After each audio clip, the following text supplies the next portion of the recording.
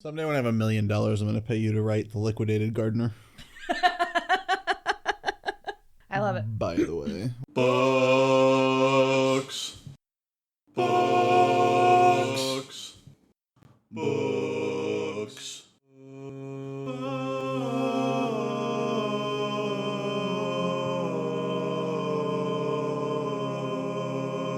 Hello and welcome to Didn't Read It, the podcast whose method of celebrating holidays is indicative of its character. I am your host, Grace Todd, writer, editor, book gremlin, and with me today is friend of the pod, William Albritton. Hi, again. Hey, buddy. Hello. Welcome back. Thank you so much for having me once again. I'm blessed and delighted to be on your pod. On the pod. On the pod, people. Pod. Pod, people. Pee-pee poo-poo.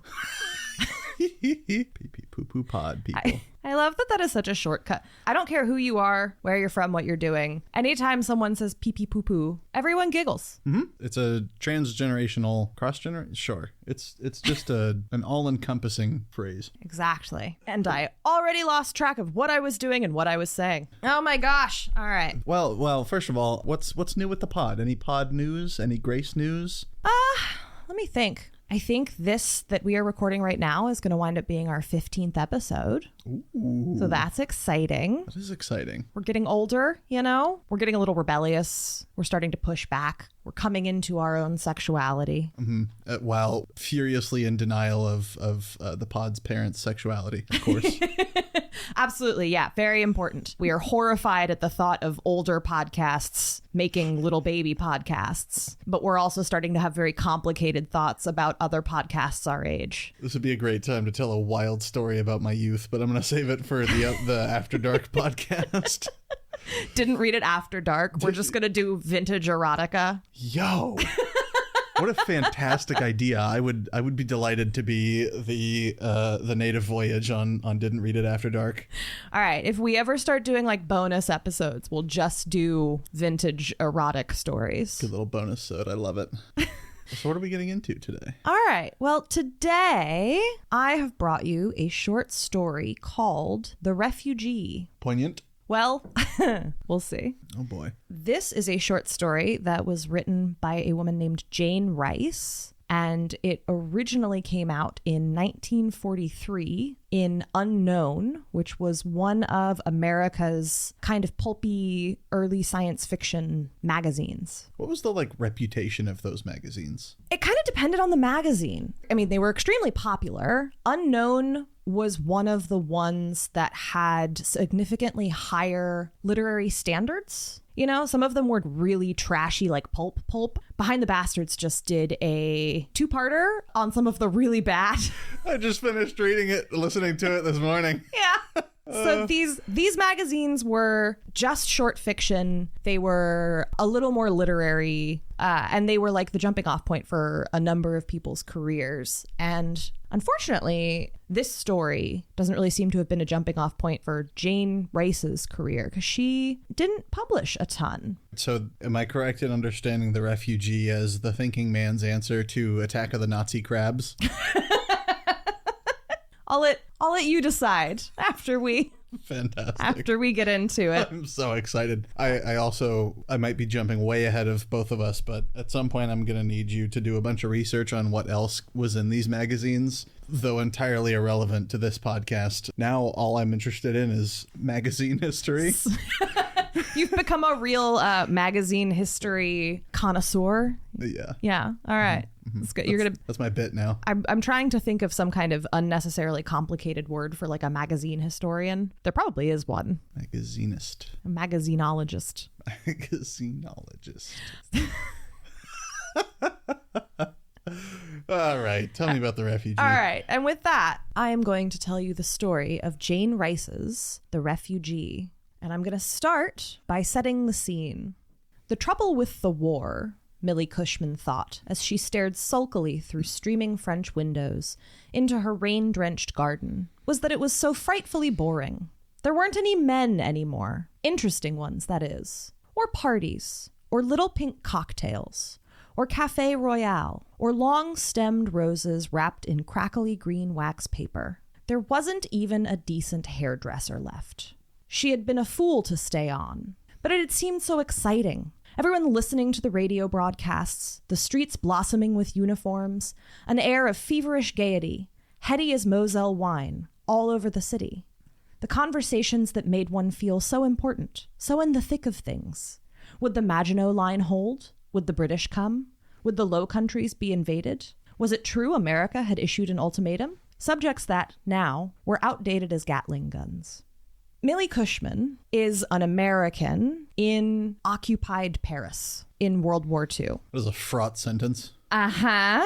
And she is, as you can tell, chiefly put out by the fact that it is wartime and she can't have little pink cocktails. It's the cosmopolitan's lament. The little pink cocktails are a big sticking point for Millie. Oh.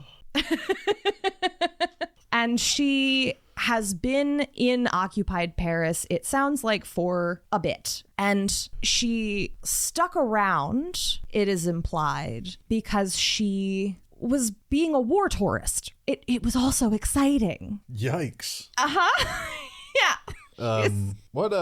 Just a pure curiosity. What nationality does the name from where does the name Millie derive? You know, I think it's short for Millicent, I believe.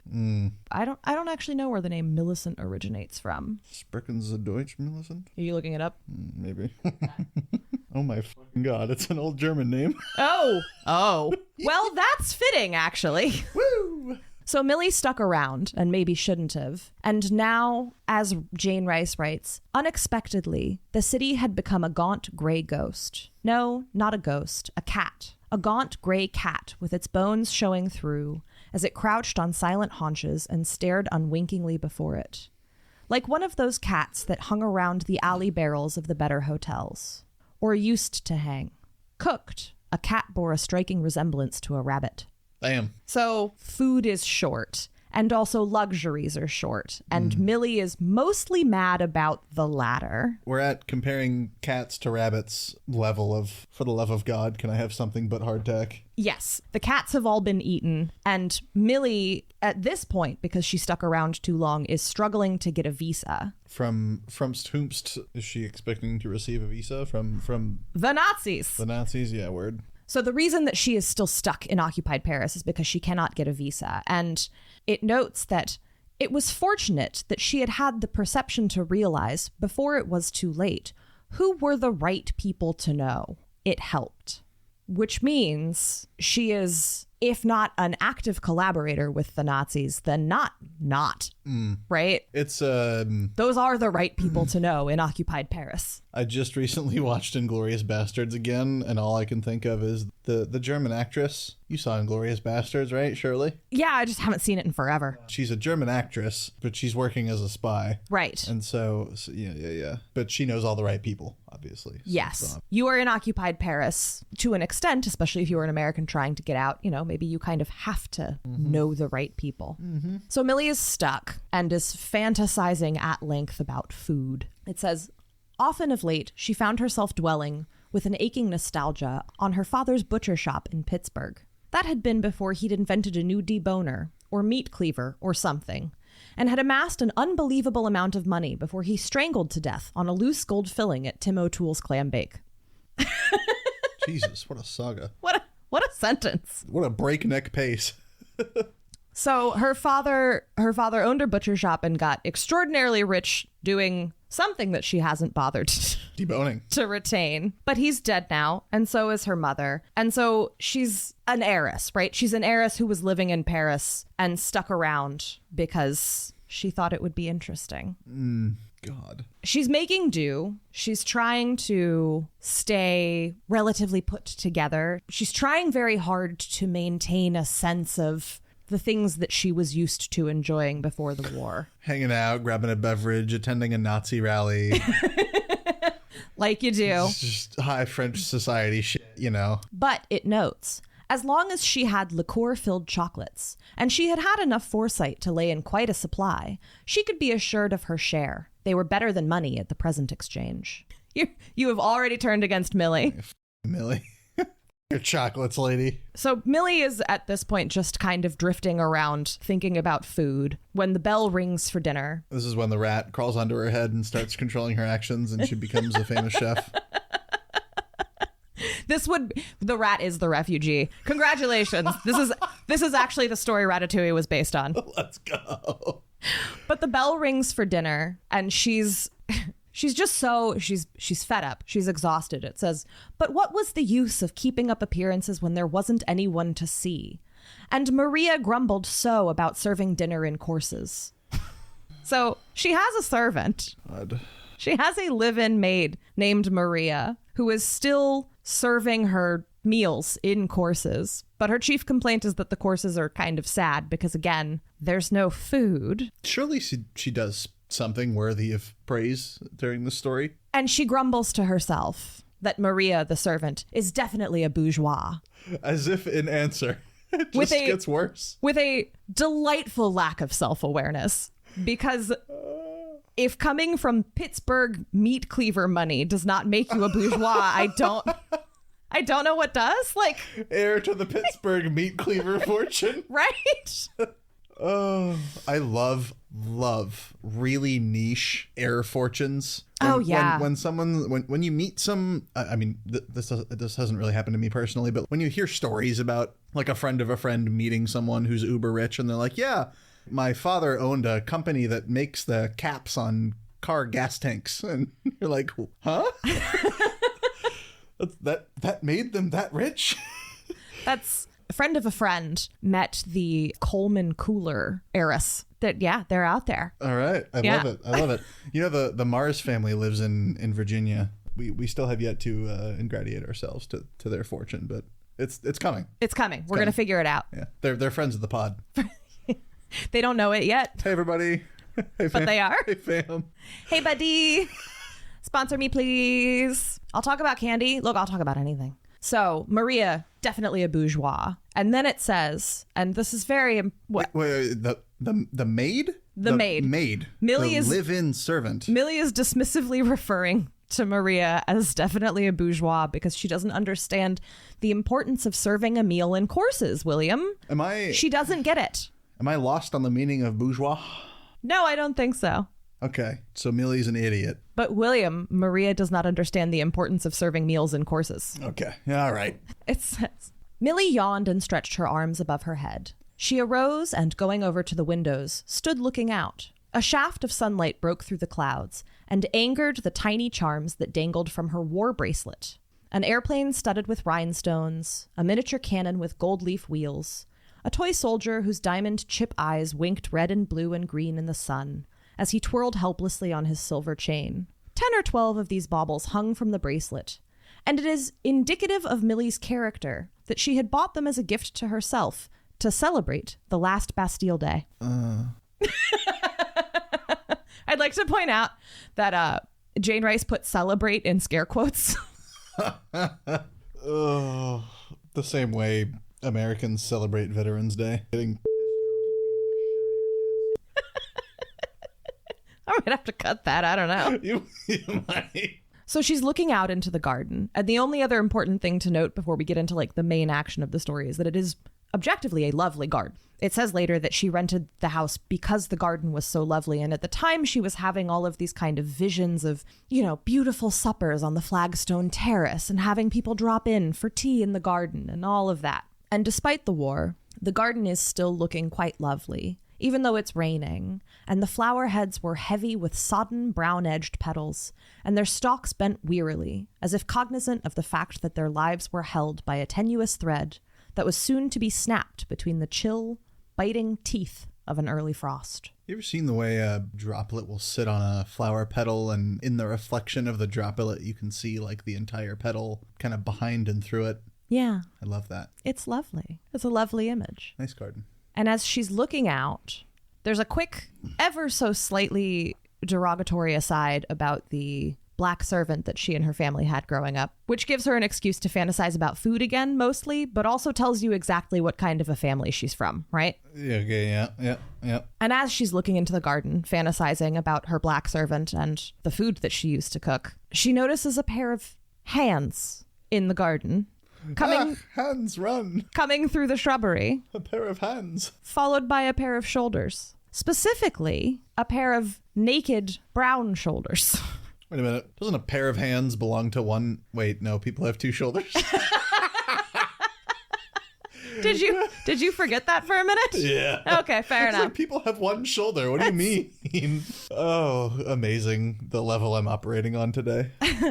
Everyone, we are very awake. We are on brand. We are excited. Weak, happy, optimistic, loving life. So I always love to read quotes. Part of the reason I have chosen some of the quotes that I have chosen so far is that Bryce's choice of words is so good and so distinctive. The sun sparkling angrily on her war bracelet and the chill biting teeth of an early frost. It's just like, ooh, Bryce, look at you go, girl. Can you actually read? Is that a direct quote? The thing with the hands? So I was actually, I'm gonna go back and read that quote properly. Sounds good. So Millie is gazing out on her garden. Two brown hands pushed aside the foliage to allow a pair of broad brown shoulders to come through. Millie gave an infinitesimal gasp. A man was in her garden. A man who, judging from the visible portion of his excellent anatomy, had, literally, lost his shirt. Dead hot guy in the garden. He's not dead, he's alive. Oh. He's climbing through the foliage. Alive hot guy in the garden. First hands, then shoulders, then torso. We've been on kind of spooky short stories for so long that I just assume every short story we read is going to have dead people in it. It's corpses all the way down. You describe a pair of hands and shoulders, a pair of hands allowing shoulders into a garden, and it's like, oh, you're just artfully describing a dead body laying in the like under a bush. No, he is very much alive, and Millie, it seems for the briefest moment, thinks about calling for help, but instead she is distracted by his, quote, extraordinarily well-shaped head. Hot guy in the garden. And his glance fixes itself on her. What's his name? Is he single? Well, it says Millie's outcry died aborning. I love this author. Dead on arrival. To begin with, Millie realizes, it wasn't a man. It was a youth. And to end with, there was something about him, some queer, indefinable quality that was absolutely fascinating. He was, Millie thought, rather like a young panther or a half-awakened leopard. He was, Millie admitted, entranced, beautiful, perfectly beautiful, as an animal is beautiful. And, automatically, she raised her chin so that the almost unnoticeable pouch under it became one with the line of her throat. Well, don't I sound like a fucking creep now, huh? Welp. Also, I love the immediate instinct of seeing a well-built youth of just hiding your double chin. Good shit, Millie. Yep. Way to go, Millie. So as we are beginning to gather, Millie is perhaps not as young as she used to be. And there is a very beautiful naked young man in her garden. It's giving like Gen X mom wearing like a 9/11 tee. Like, you know, tell me her bracelet, the way it's described, is not exactly akin to like the weird fucking 9/11 propaganda we have now. It definitely, in the contemporary, it does kind of feel like it would be, and I want to be clear, like Bastille Day is great, but it's made so clear that she doesn't understand Bastille Day. She just was like, I'm going to get a war bracelet because it's wartime. And so I feel like today it would be like a thin blue line charm, a 9/11 never forget charm, and then confusingly like one charm for some kind of a charity that's like objectively fine. Susan G. Komen. Yep, there we go. 100%. Also, thank you for adding context to my my asides. That could have sounded pretty bad. So I glad you got what I was going for. So the youth and Millie are staring at each other, and it says, Millie knew only that his hair was pasted flat to his head with the rain, and that his arms shone like sepia satin, and his eyes were tawny and filled with a flickering inward fire that made suet pudding of her knees. Oh. He's very pretty. And also, kid like of age? Later she says that she thinks he's about 20, and obviously we don't know how old she is. We have no idea. All right. But I think it's very important to note right here that he's being exoticized, right? Yeah. Brown hands, brown shoulders, sepia toned skin, tawny eyes. It doesn't ever overtly say that he's black. He could be, but Definitely doesn't fit in Nazi occupied France. yeah. But sepia toned could be like Mediterranean. Sure. Of some persuasion. It's unclear, but it's very telling too that she describes him as leopard-like and says he's beautiful as an animal is beautiful. So yeah, like just some straight up racist shit. We're definitely getting that othering, exoticizing note. And as they're staring at each other, her servant throws a bucket of water into the garden and he vanishes. Huh? Just, huh? It's like much the same way a wild animal would in your backyard. Pretty much. Millie, unable to stop herself, runs out into the garden, but it's too late, and the only thing left is a single footprint in the mud. When she goes back inside, Maria is understandably somewhat confused by the fact that Millie has been running around in the mud when she's supposed to be having her 3-course dinner that she insists on. And she explains that she thought she saw someone looking in the windows. And in another one of those kind of little contextual details we get, Maria's response is, "The police probably," Maria said dourly. "The police have no notions of privacy." True. Always true, but also keep in mind which police we're talking about. You may be shocked to find out that ACAB includes I ruined it. The fucking SS. And they get into an argument wherein Maria is basically like, "No one wants to look into your windows, Millie." Nobody wants to look into Millie's windows. No one's concerned with it. No one's concerned with her life. Yeah. Or the rat on top of Maria's head that controls the courses that she creates. That's the side story that's happening right now. The youth is actually the health inspector. He's resorting to insane ends to shut down Maria's livelihood. So Maria says that the only person she saw outside was old Philippe, who is apparently walking through the rain with a cough, which is a terrible idea because he's old and has a cough. You shouldn't be walking through the rain. It says, "Anyway, Philippe is too old. When one is as old as Philippe, one is no longer interested. Anyhow, his son was killed at Avignon. Philippe would not look in the windows," which means you kind of have to read between the lines. But what that is basically saying is Philippe probably is not spying on his neighbors for the Vichy government because his son was killed at Avignon. Right. Right? You could imagine. That's the implication. So to underline the point that the story was just making about Philippe, Millie reflects on the fact that it was next to impossible to tell which side of the fence Maria was on. She could so easily be reporting things to both sides. One had to be careful. So very careful. This chap in the garden, for example.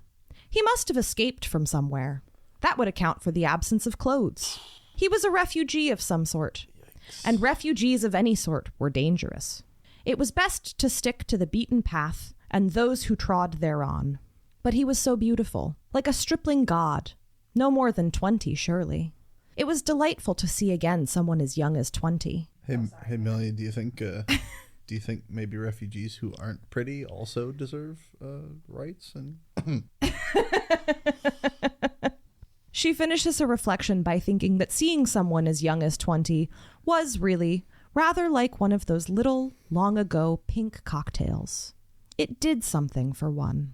Oh, God, it's so icky. This woman is gross. She has her solitary dinner, reclines on her chaise. How many courses? Doesn't say. I'm assuming 3 at least. Excellent. Bare minimum. Good stuff. Reclines on the chaise, idly turns the pages of a book, and continues considering the refugee, even as she was giving the under part of her chin the regulation number of backhanded slaps, a ritual that, as a rule, occupied her entire attention.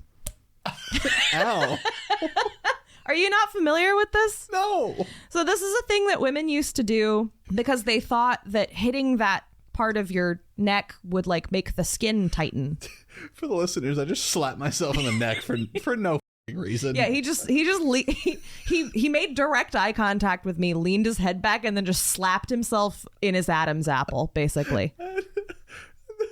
All right, please continue with your explanation.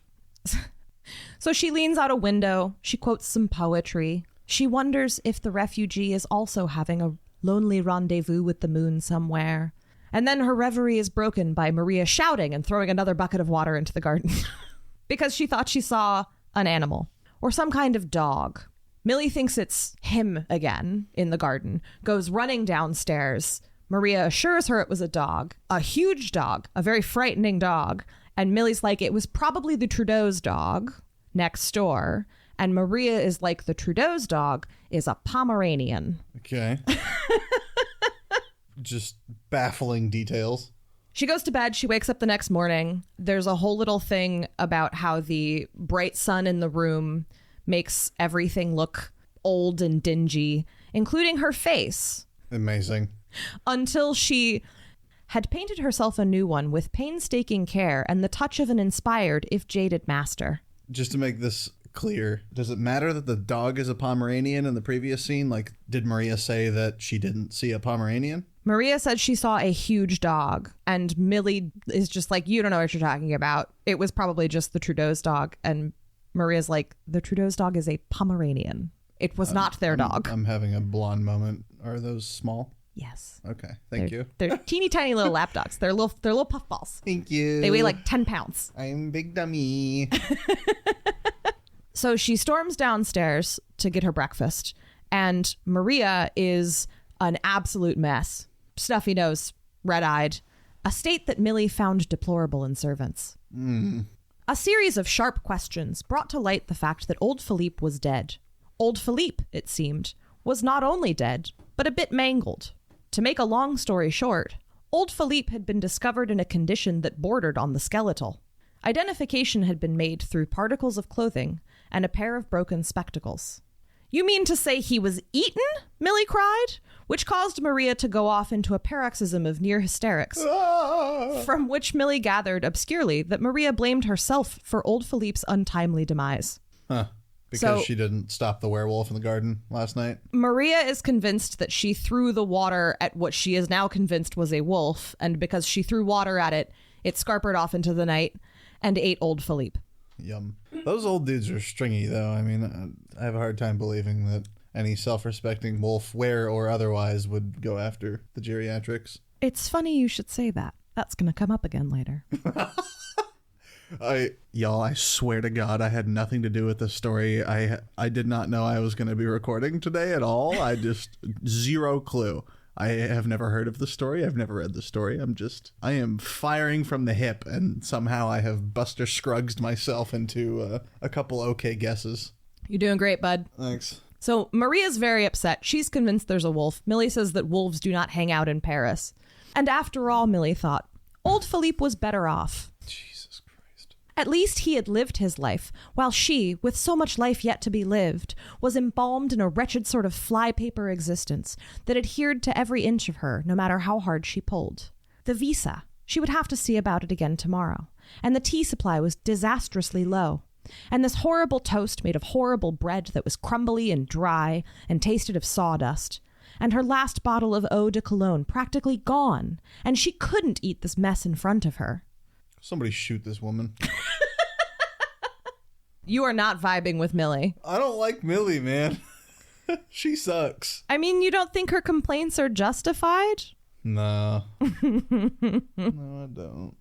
So she rejects her breakfast, it sounds like, and steps out into the garden and thinks for a moment about all of the good garden parties that she was supposed to be having, like I was saying earlier.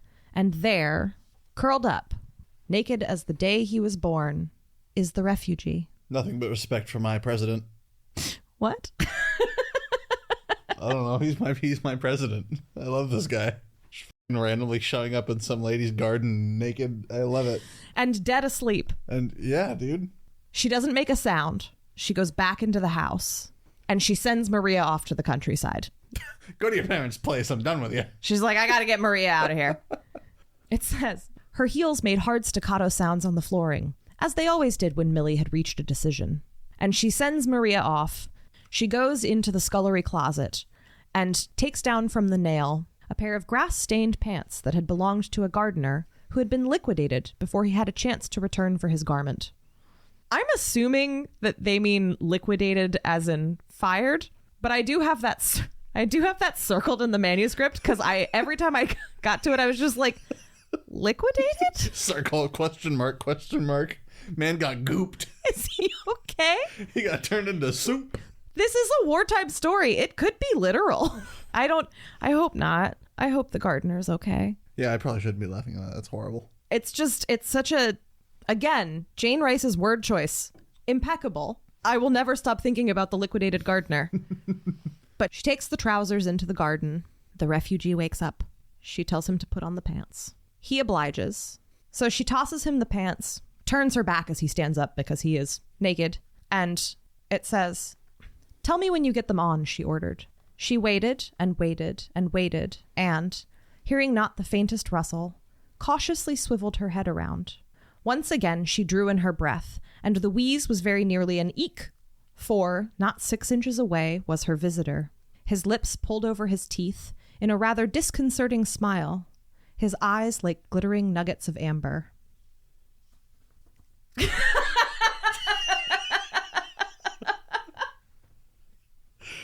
Christ. This is an audio medium. No one knows that you just made a face at me.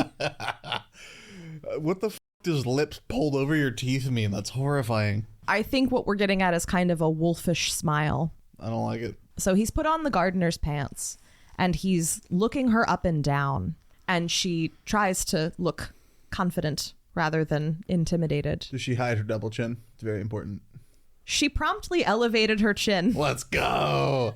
Good Millie, sticking to the classics. And tried to keep her consternation from becoming obvious. The boy laughed softly, a laugh that, somehow, was like a musical sort of snarl. He stepped back. He bowed mockingly.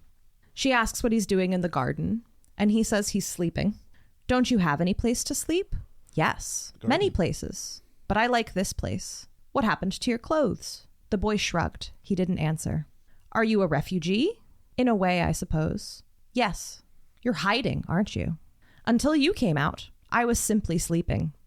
After I have eaten, I sleep until a short while before sundown." That's how I want to live.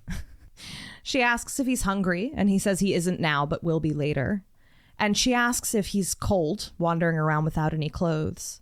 And then she says, "It's a wonder you didn't catch pneumonia." The boy grinned. He patted his flat stomach. "Not pneumonia," he said, "but it wasn't much better. Old and stringy and without flavor." Okay. When was the story written? It was published in 1943. 1943. And what's Jamie, pull up the history of werewolf stories, please. Jamie does not appear to be in the studio. Jamie doesn't exist. I guess this is my job. Yeah. We can talk about werewolf stories, and we can talk a bit when we're done about werewolf stories specifically in World War II. Let's go. But for now, he makes the comment about old and stringy and without much flavor. Mm-hmm. And Millie frowns at him because she doesn't like being teased.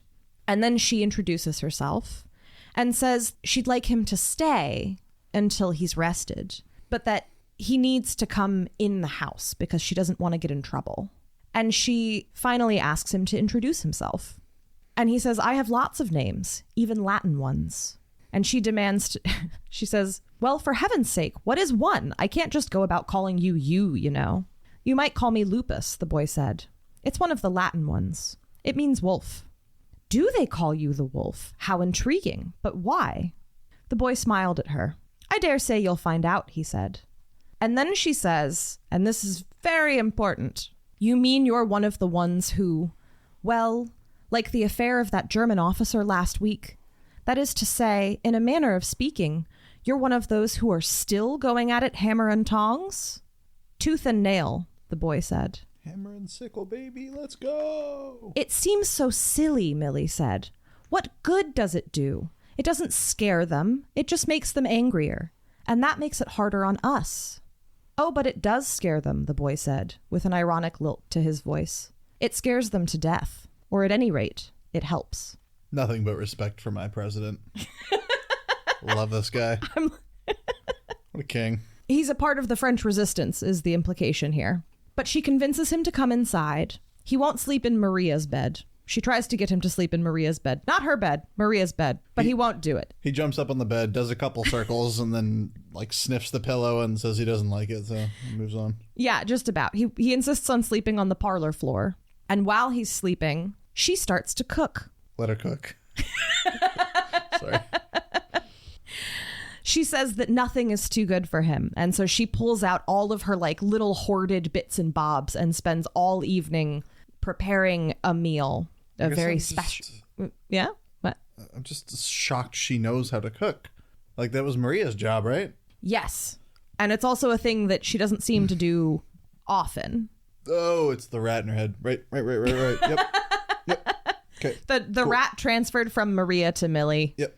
The rat stays with the house. Yep, got it. And she spends all day cooking. And then Lupus wakes up. It says, she scraped, peeled, measured, sifted, chopped, stirred, beat, and folded. Some fairly creditable muffins emerged from under her unaccustomed and amateurish fingers. A dessert that wasn't bad at all. And a salad that managed to give the impression of actually being a salad, which bordered on the miraculous.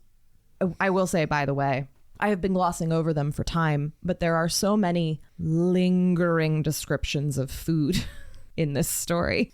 Millie cannot stop thinking about food for good reason, right? Rationing. All the food has been, there's nothing good to eat. There hasn't been anything good to eat in quite a while.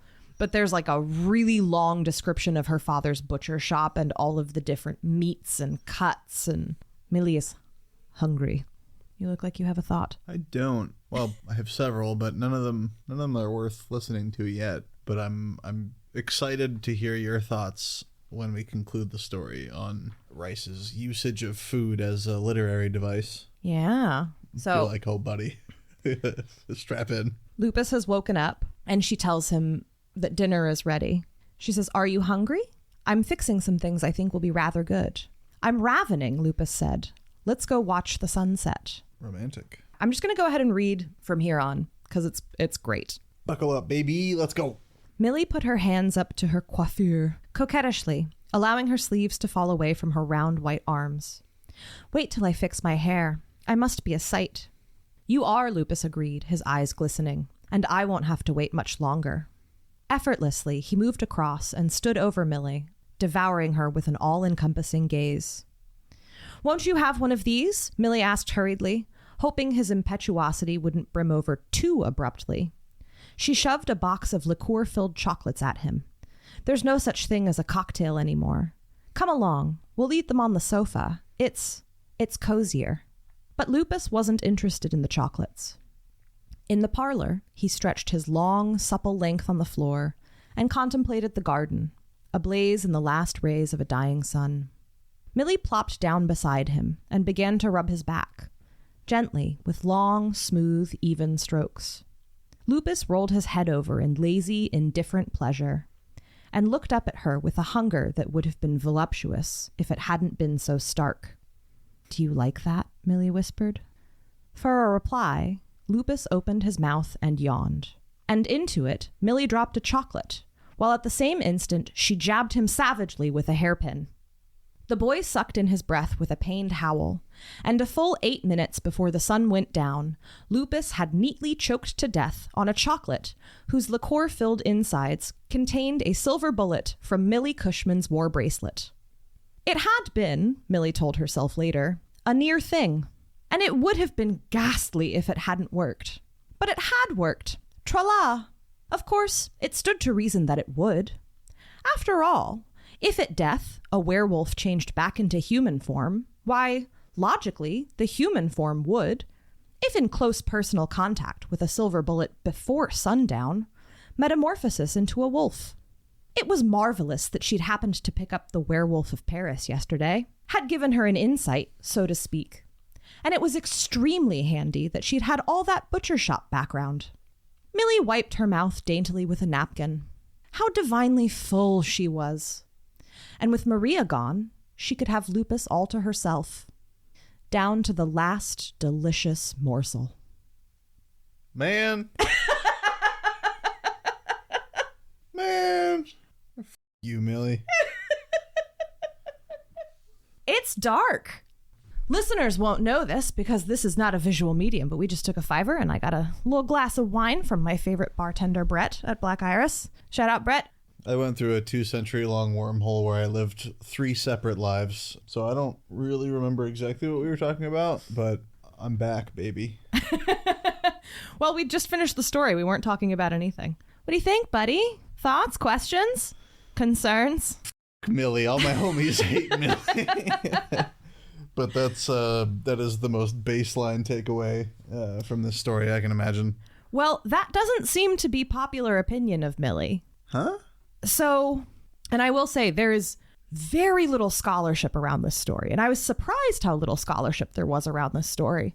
But the few things I did see referred to it as things like the story of a spirited young woman in occupied France who outwits a werewolf by the skin of her teeth. Was it written by like German sympathizer? I'm so confused. Well, who likes this woman? I don't name them. Put their names on the cast. Well, no, I am beginning to think that people, even like scholars, even reasonably serious scholars, don't give women authors enough credit to think that they are capable of intentionally creating an unlikable narrator. I mean, part of this is that I'm getting this all secondhand, right? I didn't actually read the story. Maybe the actual words are slightly more sympathetic to Millie. I mean, I read you a substantial chunk of it verbatim. Yeah. That was part of why I really emphasized all of those characterizing details. The stuff about her calling her servant a bourgeois and like getting mad at her for crying after someone has been eaten, and all of the stuff about the Bastille Day bracelet, and all of these details are very particular. She sucks. And then she murders the French resistance werewolf. Just like baffling. I just really feel like there are a lot of people out there that don't think women are capable of being funny. Put some spect on my girl's name. The story whips. It does. I think it's really good. I think it's shockingly good for something that hasn't gotten a ton of attention. Yeah. And so I was really surprised to find that Jane Rice's career never really took off. In part, it kind of seems like it might have been because it didn't really have to. She wrote a handful of short stories. She was published in some women's magazines. She was married. She had a kid. She was a stay-at-home mom. Maybe her career was as big as she wanted it to be. Maybe she wanted it to be bigger, but lacked the time to pursue it. It's hard to tell. But there's very little out there about her. I could only find 1 or 2 articles about her. And one of them was this tiny little profile from when she was in a woman's journal. And it's, Aval, here's a picture. This is our girl, Jane Rice. Oh, nice do. And it says, "My childhood was spent in a Kentucky river town, complete with paddle wheelers, tobacco wagons, and auctions in the courthouse square. I was educated in convents, and my business career, in a radio tube factory, was terminated by marriage. I have an 8-year-old child whose every activity is jet-propelled. I also have peepers on the front lawn, a vacuum cleaner that whistles when it's happy, and a dog whose father was apparently a raccoon. I like corn on the cob, men's pajamas, zoos, and ghost stories, and I dislike galoshes, mathematics, people who put burnt matches back into the box, surrealism, and stewed tomatoes." Wow.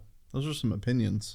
That's Jane Rice in her own words. She would hate the children today, I tell you what. It kind of seems like she might have, yeah. If there's one thing I know about Gen Z, they fucking love stewed tomatoes. Wait, what? Don't worry about it. Is this some kind of joke that I'm missing the context of? Or just a joke in context? Yeah, we'll go with that. You're missing something. What am I? What? I'm lost. Okay.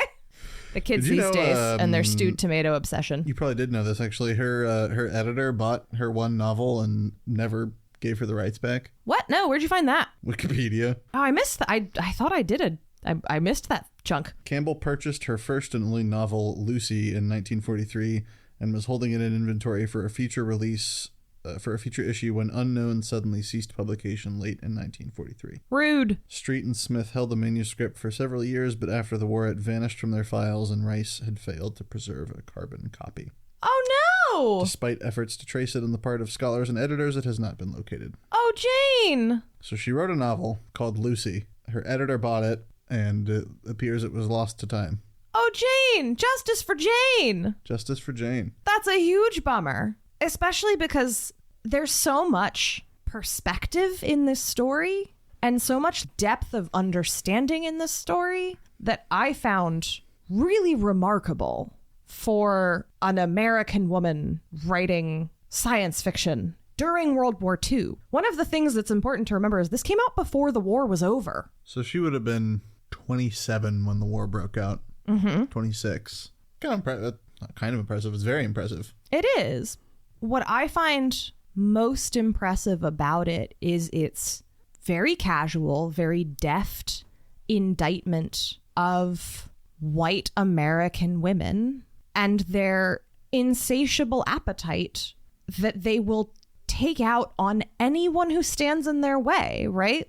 And not a literal appetite, but just a broad hunger. It's that very American hunger, right? For anything she can have, anything she can get her hands on. Millie is utterly disinterested in the morality of anything that she does. You know, I totally forgot Millie was American. Yeah.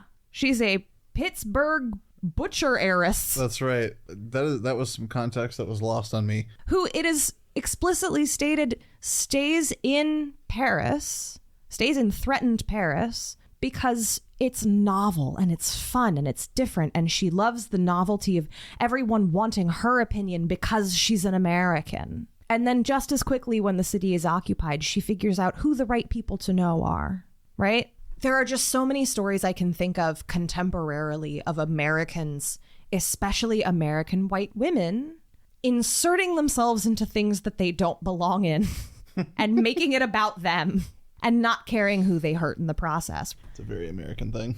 But from the perspective of 1943, that shocked me, because Millie's characterization is spot on. It's an early look at what is to come in terms of American culture. I do have a fun fact. Did you know that the word lycanthropy and its derivatives come from, obviously they come from the Greek word for wolf, but lycaon was an Arcadian king who chopped up and fed his sons to Zeus. To like test if he was really all knowing and could tell human flesh apart from other things. And as a punishment, Zeus turned him into a wolf and then brought his sons back to life. Huh. His own sons? Or Zeus's sons? His own sons. Oh, that's bad. Lycaon killed and fed his own sons to Zeus. And Zeus was like, dude, what the f***? And turned him into a wolf and then set the sons to hunt him. This is why Greek mythology is like, I love a religion that's just full of people going entirely off the wall and just like, I'm going to feed my kids to Zeus as a test. Just like, oh, you're really God? How about I kill my son in front of you and alter the course? It's just like, but it's the same with like Abraham, right? I mean, sacrifice your kid in front of me, but like, hold on, don't really do it. I was about to say, he doesn't though. The problem with the Lycanth story is he's doing that under his own recognizance. Nobody asked this of him. Nobody asked this of him. Just like it's a test of your God. You're like hosting a being who's supposedly all powerful, and you're like, yeah, I'm gonna feed him my kid and see what he says to that. That's cool. It's just imagining like Zeus though being like, I didn't ask that of you. Why would you think I would like that? My guy. I just wanted to come to dinner and f*** your wife, but like, buddy. Damn. So that's one of the earliest tales that we have of people turning into wolves. Yeah. And it's just a curse. He's permanently a wolf. Bummer, dude. I don't know where the full moon comes from, but... So werewolves are that's an old mythology, as you were just saying. And then, to my understanding, there's kind of a resurgence in the Victorian era around when people start getting really into other kinds of otherworldly horror. And, you know, we're all very concerned about the advances in science and technology. It's making us all very anxious about, you know, the beast that lies within. The idea of lycanthropy as like a diagnosable disease. Yeah, that was a big one. We're just going to have Robin Evans sponsor us at this point, but there was also a Behind the Bastards episode on Vlad the Impaler and how it evolved into the legend of Dracula, and kind of vampires and werewolves evolved from pretty much the same concept. Yeah, they're very closely related. And one of the things I find so interesting about this story in particular, especially for when it came out, is, to my understanding, and granted, I am not a scholar of werewolf stories, and such a thing is real. There are werewolf scholars out there. But leading into World War II, so the 30s, a lot of the werewolf stories, you're dealing with a lot of exoticization and werewolves as sort of metaphors for both sexuality and hard to control male sexuality, and also very much werewolves are being used as a stand-in for the exoticized other. Lots of Orientalism and racism and things being looped into a lot of these narratives. Gross. Yes. And then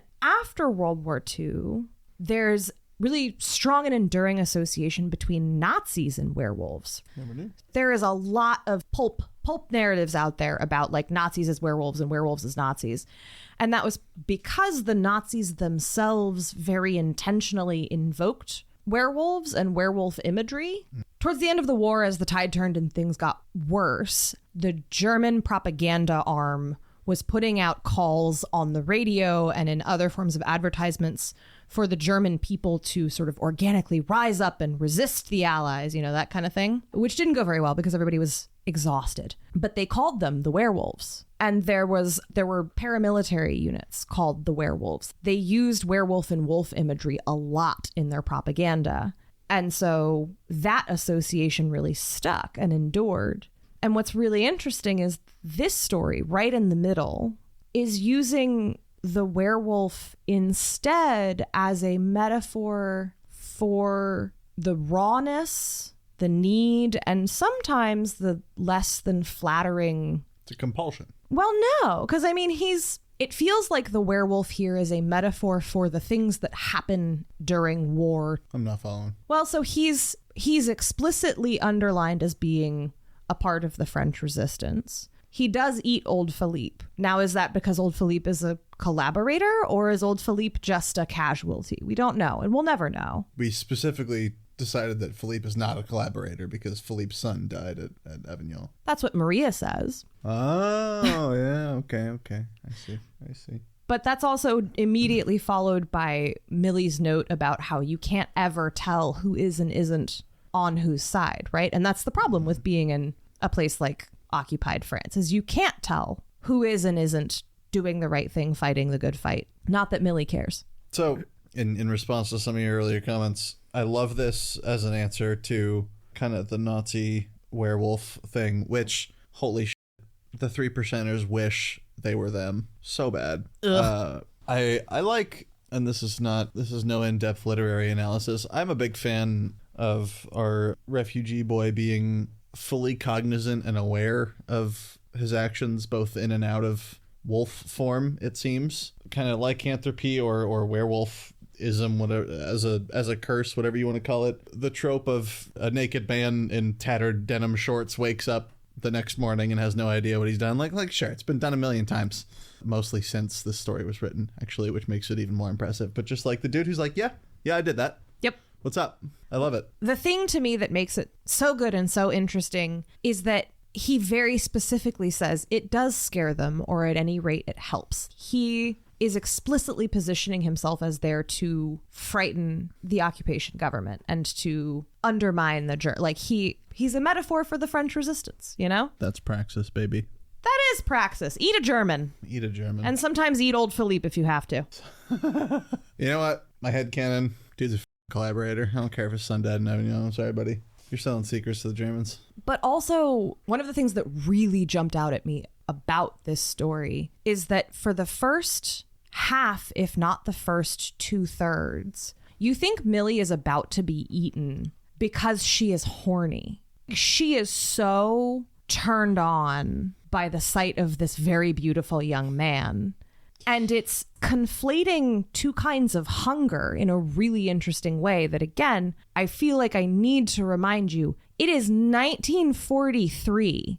We're not doing a ton of writing about how horny women are. That's like 75% true. Yeah. I mean, she is ravenous for him in two very distinct ways, and we ultimately find out which wins. She is soaked for this young man. It's fascinating because he is exoticized, he's othered, and he's very clearly marked out as something that she is exoticizing and othering sexually. And ultimately he pays the price for it, which gets into like a whole other layer of discourse about the appetites of white women as pertains to men of color. And you know, there's a lot happening here.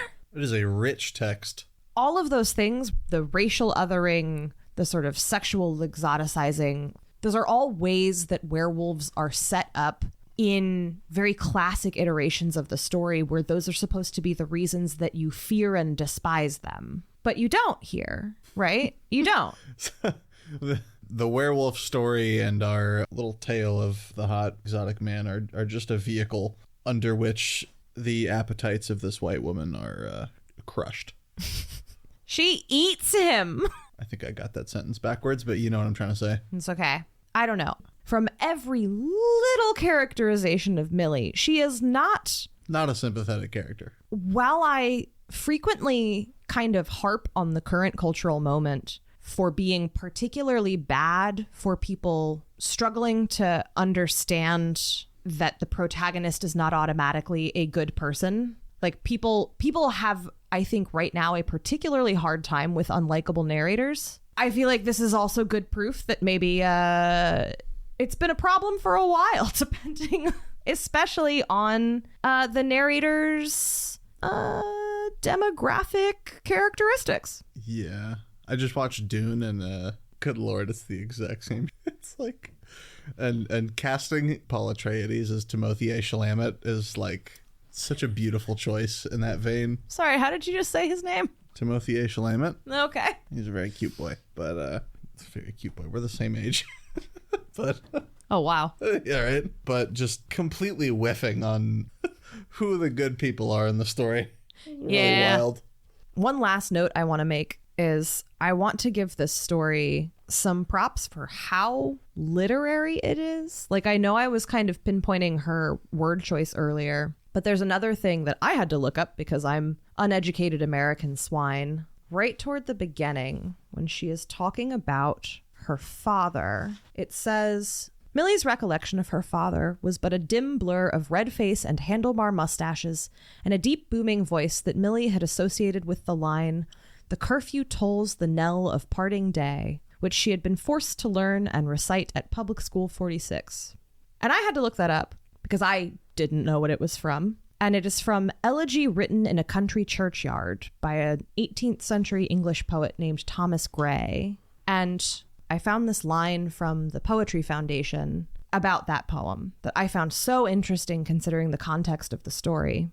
It says, "It reflects a melancholic evening mood that has probably never found better expression. As the legacy of day is the night, the legacy of the past is death, an inheritance of mortality, bequeathed equally by the rich and by the poor. Everyone awaits the inevitable hour." And I just think that's a really interesting poem to evoke in this story about wartime and the things that people are driven to in war and the expressions of human instinct and human desire and human appetite that become permissible or necessary or unavoidable in times of war. Yeah, what a deep cut. Yeah. Oh, so that's really neat. Yeah. And like, on the one hand, this is kind of a silly werewolf story, you know? And on the other hand, I think it's saying a lot of surprisingly big and important things about f***ing Americans and their inability to keep their goddamn noses out of stuff. Yeah. But also, in this very present moment, I think it says a lot about people's ability to refuse to see the suffering that is very much in front of them because they are blinded by their own appetites and their own self-interest. God, yeah. I have such a hard time looking at especially literary works of art as kind of more than what they were written to be. You know what I mean? Mm-hmm. So like reading this story in the year of our Lord 2023, there's like so much more meaning you can take from it. And I love that. That's cool. Yeah. It's very cool. We love words. We do love words. Yeah. Is there anything else you want to hash out with? It's a short little story. If anyone out there would really like to check it out, it's not terribly long. You can read it in about half an hour to an hour, I would say. And right now, at least, you can read it on the Library of America website, and we will post the link in the show notes. I'm going to read more Jane Rice. Good old Jane Rice, who hates stewed tomatoes. I don't know if I agree with that. I mean, I like a good stewed tomato, but also I respect her preferences. Yeah, kids, you go, Jane. And you know what? It is weird to strike a match and then put the used match back in the box. What are you doing? That is super weird. Why would you do that? Also, who knew that this was a thing? It's apparently enough of a thing for it to be a pet peeve of Jane's. Godspeed, Jane. Thank you so much for your service. William, Grace.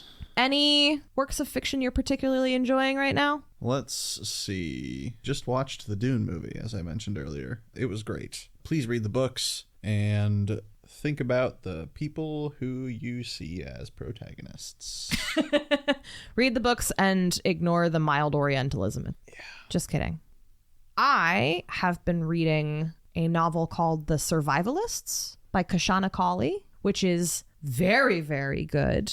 Not quite a one-to-one comparison with the story by any means, but also preoccupied with questions of comfort, distress, othering, the things that we do when we feel we're under attack constantly. It features a Black lawyer who gets swept up in a house full of preppers. Oh, boy. Good Lord. I want to read that. I am about halfway through. I'm on the edge of my f***ing seat. Cannot wait to see what happens. Also, I found out that Kashana Cauley was a writer on the show The Great North, which I enjoy very much. So if you are interested in all of these themes, I would say go read The Refugee for free, and then maybe consider buying Kashana Cauley's book. Well, yeah. William, Grace, thank you so much for being here with me today. It has been my greatest pleasure. Is there anywhere you would like people to find you? Anything along those lines? Please do not find me. All right. Do not find him. But you can find me on the internet in all of the usual places, and you can find the show in all of the places that I am going to mechanically read to you in the credits in just a minute. And as always, if you can, this week, this month, this pay period, consider supporting a living author, because they could sure use the love. Bye. Bye. Didn't Read It was created, written, and edited by me, Grace Todd. Kaylee Hughes is our publicist and producer. You can follow the podcast on Twitter or Instagram at didn'treaditpod, or reach us via email at didn'treaditpod@gmail.com. For source notes and further reading, as well as a list of all existing episodes, please visit our website at didn'treaditpod.com. We are recorded in Richmond, Virginia, with special thanks to Black Iris Social Club and Pesca Trio Publishing. If you enjoyed today's episode, please consider leaving us a review or rating on your preferred podcasting platform, or just tell a friend. If you did not enjoy today's episode, we are currently accepting applications for a full-time nemesis.